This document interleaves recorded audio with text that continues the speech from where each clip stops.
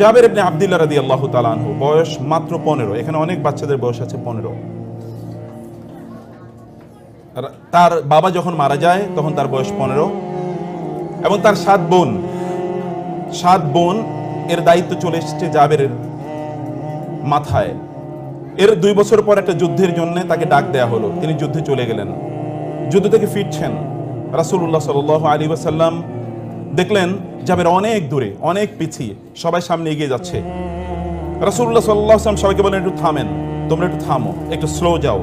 জাবেরের মধ্যে রাসূলের প্যারালালে চলে আসলেন। রাসূল জিজ্ঞেস করলেন, জাবের এত দেরি কেন? বলে, ইয়া রাসূলুল্লাহ, আমার ওটটা তো একটু দুর্বল। এই কারণে তোমার উট দুর্বল কেন? ইয়া রাসূল, আপনি তো জানেন আমার বাবা যুদ্ধের ময়দানে শাহাদাত বরণ করেছেন, আমার 7 বোন আছে, আমার ফ্যামিলিতে আর কেউ ইনকাম করার মতো নাই, আমার বাবা এইটুকু সম্পত্তি রেখে গেছেন, এই দুর্বল উটটি, এর চেয়ে শক্তিশালী কোনো কিছু নাই। রাসূলুল্লাহ সাল্লাল্লাহু আলাইহি ওয়াসাল্লাম দেখলেন যে তার জামায় একটা দাগ আছে। এটা কিসের দাগ? তৎকালীন মানুষের জামায় দাগ থাকতো, তারা পারফিউম, আতর ব্যবহার করতে এই দাগ থাকতো। এবং আপনি কোনো সম্ভ্রান্ত ফ্যামিলির মানুষ, তার মানে হচ্ছে আপনার শরীরে আতরের দাগ আছে, কারণ আতর সবাই ব্যবহার করতে জানতো না অথবা পারতো না। এটা কিসের দাগ? ইয়া রাসূলুল্লাহ, আমি বিয়ে করেছি। সেই সময় রাসূলুল্লাহ সাল্লাল্লাহু আলাইহি ওয়াসাল্লাম তার বিখ্যাত সেই কথাটি বলেছেন, তুমি কাকে বিয়ে করেছো? বলে, আমি এরকম একজন বিধবা নারীকে বিয়ে করেছি। তুমি কেন একজন যুবতী নারীকে বিয়ে করলে না? তুলাইবুকা ওয়া তুলাইবুহা, তুমি তার সাথে একটু আনন্দ করতে পারতে, সে তোমার সাথে আনন্দ করতে পারতো। বলি, ইয়া রাসূলুল্লাহ, আমার 7টা বোন, এই বোনদেরকে লালন পালন করার জন্য আমার একজন দায়িত্বশীলা নারী দরকার ছিল, এবং এই কারণে আমি তাকে বিয়ে করেছি।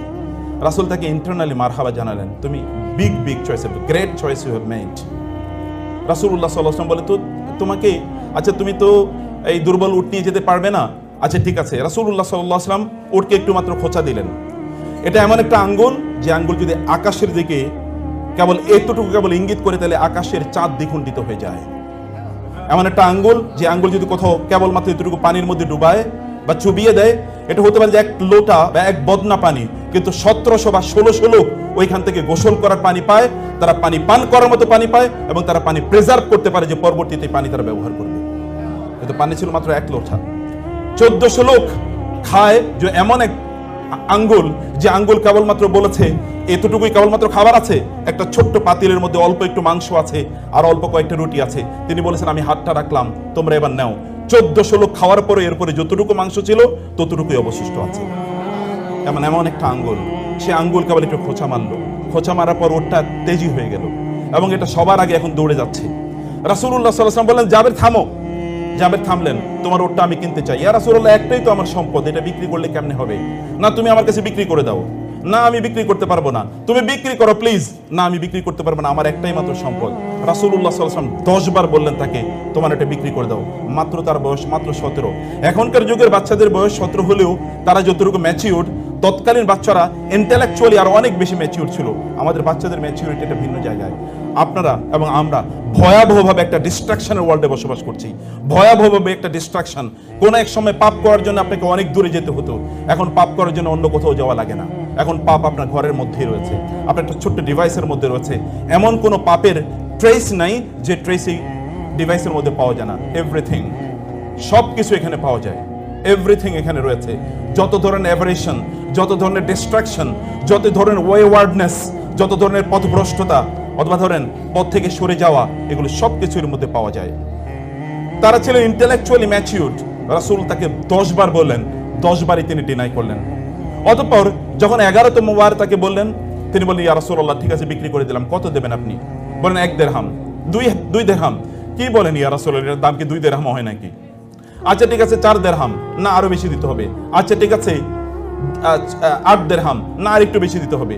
বলতে বলতে রাসূলুল্লাহ সাল্লাল্লাহু আলাইহি ওয়াসাল্লাম এটার যা দাম হওয়ার কথা ছিল তার চেয়ে 10 গুণ তিনি দাম বলে বললেন, এটা 40 দিরহাম দেবো, যাও। এবার তিনি জাবের বলেন, ইয়া রাসূলুল্লাহ, ঠিক আছে, একটা ছোটদের তোমাদের গল্প বলছি। রাসূলুল্লাহ সাল্লাল্লাহু আলাইহি ওয়াসাল্লামকে এবার জাবের বলেন, ইয়া রাসূলুল্লাহ, আমি একটু মদিনা পর্যন্ত একটু উটটা নিয়ে যাই, আমি যাবো কিভাবে? বলে, আচ্ছা ঠিক আছে, মদিনা পর্যন্ত যাও। মদিনাতে যাওয়ার পর প্রত্যেক দিকে চলে যাচ্ছেন। জাবের দেখলেন রাসূলুল্লাহ সাল্লাল্লাহু আলাইহি ওয়াসাল্লাম চলে যাচ্ছেন। তিনি বলেন, ইয়া রাসূলুল্লাহ, আপনি উটটা নেবেন না? আপনি না বিক্রি করেছেন, আপনি না কিনে নিয়েছেন আমার কাছ থেকে? না জাবের, এদিকে আসো। বলে, কি? বলে, ওটটা তোমাকে দিয়ে দিলাম। না, আমি না বিক্রি করেছি আপনার কাছে। রাসূলুল্লাহ সাল্লাল্লাহু আলাইহি ওয়াসাল্লাম বললেন, আমি তোমার কাছে ওটটা কিনে নিয়েছি, এবার ওটটা আমি তোমাকে হাদিয়া দিয়ে দিলাম। 40 দিরহামও দেয়া হলো, হাদিয়াও দেয়া হলো। রাসূলুল্লাহ সাল্লাল্লাহু আলাইহি ওয়াসাল্লাম, ওলামায়ে কেরাম যারা আছেন, শিক্ষকরা যারা আছেন, রাসূলুল্লাহ সাল্লাল্লাহু আলাইহি ওয়াসাল্লাম জানেন জাবের একটা এক ধরনের ইমোশন আছে, একটা সেন্সিবিলিটি আছে, তার এক ধরনের আত্মমর্যাদা আছে। ইংরেজিতে বলা হয় সেলফ এস্টিম। আল্লাহ সুবহানাহু ওয়া তাআলা কে ইজ্জত বলেছেন, ইন্নাল মুলুকা ইযা দাখালু ক্বরিয়াতান আফসাদুহা ওয়া জাআলু আইজ্জাত আহলিহা যিল্লা ওয়া কাযালিকা ইয়াফআলুন। আল্লাহ তাআলা বলেছেন, স্বৈরাচারদের, জালিমদের, এদের একটা চরিত্র যুগ যুগ ধরে আছে। জালিমরা যদি কোনো একটা সময়, কোনো একটা সমাজে অথবা কোনো একটা রাষ্ট্রের যদি তারা ক্ষমতাশালী হয়, তাহলে ওইখানকার সম্মানিত মানুষদেরকে তারা অপমানিত করে। কারণ জানে সম্মানিত মানুষের একটা আত্মসম্মান বোধ আছে, এরা কোথাও মাথা নত করে না, এরা মাথা উঁচু করে দাঁড়ায়। যদি তারা দেখে যে তাদের সম্মানে কেউ আঘাত করেছে, তাহলে তারা বাঘের মতো গর্জে ওঠে। এই জন্য তারা সম্মানিত মানুষদেরকে অপমানিত করে, তাদেরকে তারা লিকুইডেট করে দেয়, অর্থাৎ তাদেরকে সমাজ থেকে নিশ্চিহ্ন করে দেয়। এটা যুগ যুগ ধরে এটা ছিল। আল্লাহ সুবহানাহু ওয়া তাআলা কোরআনে সূরা সাবাতে, মোস্ট প্রবাবলি, আমি হাফেজ না, আমি জানি না, most probably it is in সূরাতুস সাবা। এটা কি সূরা সাবায় আছে নাকি? হ্যাঁ, কোন সূরায়? আচ্ছা, তোমরা বলতে হবে পরে। ইন্নাল মুলুকা ইযা দাখালু ক্বরিয়াতান আফসাদুহা ওয়া জাআলু আইজ্জাতা আহলিহা আযিল্লা ওয়া কাযালিকা ইয়াফআলুন। এটা তাদের ওয়া কাযালিকা ইয়াফআলুন মানে এটা হচ্ছে যুগ যুগ ধরে তাদের চরিত্র। ফাইলে মুদারি, ফাইলে মুদারির মধ্যে একটা ইস্তেমরারির একটি অর্থ রয়েছে, মানে এটা সব সময় চলে। এটা আল হুদুস, এখন ঘটে, আবার অন্য সময় এটা আত-তাহাদ্দুস, মানে বারবার এটা ঘটে, এরকম একটা সম্ভাবনা ফাইলে মুদারির মধ্যে রয়েছে। যাই হোক, আল্লাহ সুবহানাহু ওয়া তাআলা কিভাবে ছোটদের সাথে কিভাবে ট্রিট করতে হয়, এটি রাসূলুল্লাহ সাল্লাল্লাহু আলাইহি ওয়াসাল্লামের চরিত্রের মাধ্যমে আল্লাহ তাআলা দেখিয়ে দিলেন।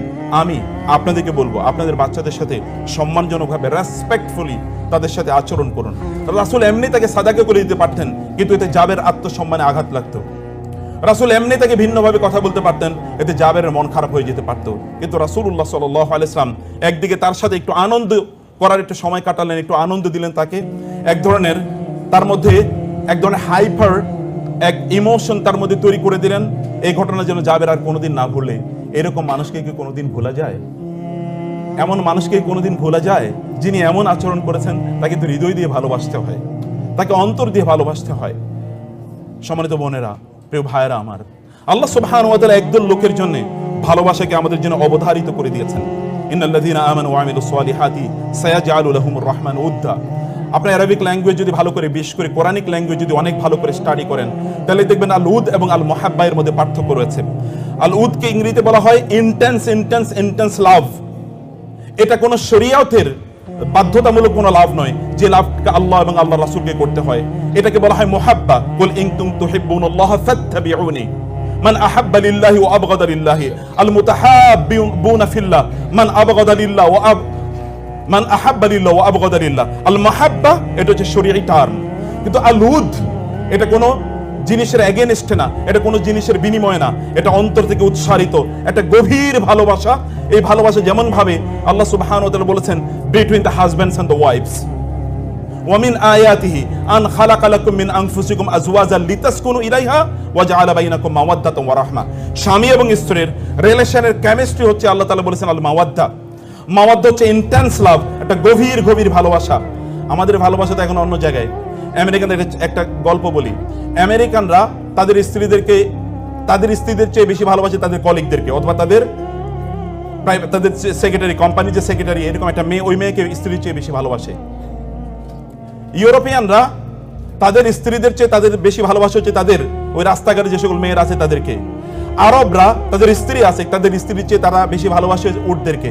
আর বাংলাদেশি লোকেরা তাদের স্ত্রীর চেয়ে তাদের বেশি ভালোবাসা হলো বারবারই কেবল মায়ের কথা, কেবল বোনের কথা, কেবল খালার কথা, মামির কথা, ইত্তকার, কিন্তু স্ত্রীর কথা বলে না। আই লাভ ইউ এটা স্ত্রীকে বলতে পারে না, অথচ এটা কিন্তু আই লাভ ইউ স্ত্রীকে বলতে হয়। আল্লাহ তাআলা বলেছেন ওয়া জাআলা বাইনাকুম মাওয়াদ্দাতান ওয়া রাহমা। মায়েরা যারা আছেন অন্য কথা অন্যদিকে নেবেন না, আমি এমনি একটা গল্পের জন্য বললাম আর কি। যাই হোক, এরকম একটা ইন্টেন্স লাভ থাকতে হয়। এই লাভের কথা আল্লাহ সুবহানাহু ওয়া তাআলা বলেছেন ইন্নাল্লাযীনা আমানু ওয়া আমিলুস সালিহাতি সায়াজআলু লাহুমুর রাহমানু উদ্দা। আপনারা কি দেখতে পান না? আপনি যদি চোখ মেলে একবার তাকান, তাইলে দেখবেন যারা ঈমান এনেছিল, যারা আমলে সালেহ করেছে, আল্লাহ সুবহানাহু ওয়া তাআলা সায়াজআলু, সিন এটা কিন্তু সামটাইমস এটা তাওকীদের জন্য ব্যবহৃত হয়, এটা কেবলমাত্র ফিউচারের জন্য ব্যবহৃত হয় না কোরআনে। কখনো কখনো সিন এটা তাওকীদের জন্য, তাকিদের জন্য, স্ট্রেস এন্ড এমফাসাইজ এর জন্য ব্যবহৃত হয়। সায়াজআলু, আল্লাহ উইল শিওরলি, ইয়াজআলু শব্দটি জাআলা ইয়াজআলু কোরআনে অনেক অর্থে ব্যবহৃত হয়, তোর মধ্যে একটা হচ্ছে রিপ্লেসমেন্ট, একটা